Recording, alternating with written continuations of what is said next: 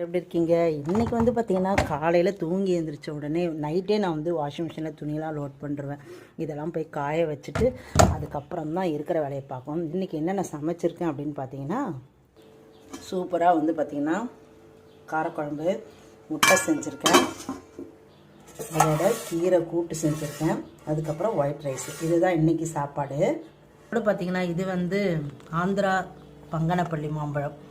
இங்கே வந்து எங்கள் ஆண்டி ஒருத்தவங்க கொடுத்தாங்க. இது வந்து அதுக்கப்புறமா தான் சாப்பாட்டுக்கு கட் பண்ணி சாப்பிட போகிறோம்.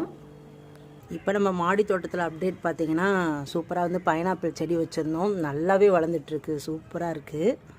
அதுக்கப்புறம் பார்த்திங்கன்னா தக்காளி செடி, இது வந்து அடுத்த பேட்ச்சு அழகாக வந்து வந்துருச்சு. அது கூடவே கொஞ்சமாக கொத்தமல்லி செடி, புதினா செடி இருக்குது, வேணுன்றப்ப எடுத்துக்கலாம். அப்புறம் ஒரு பார்ட் வந்து இந்த ட்ராகன் ஃப்ரூட் செடி வச்சுருந்தேன், இதுவுமே நல்லா வந்துருச்சு. அதுக்கப்புறம் பார்த்திங்கன்னா துளசி செடி, இது வந்து போமோகிரானட், மாதுளம்பழம். அதை நம்ம சாப்பிட்டு இங்கே போட்டோடனே அந்த செடியெல்லாம் வந்து முளைஞ்சிருச்சு. இது வந்து மல்லிப்பூ, நல்லா குண்டு மல்லி, அடுக்கு மல்லி செடி அழகாக வந்துட்டுருக்கு. காலையில் பார்த்திங்கன்னா நல்லா சூரியன் பார்த்திங்கன்னா செம்மையாக வந்துட்டுருக்கு.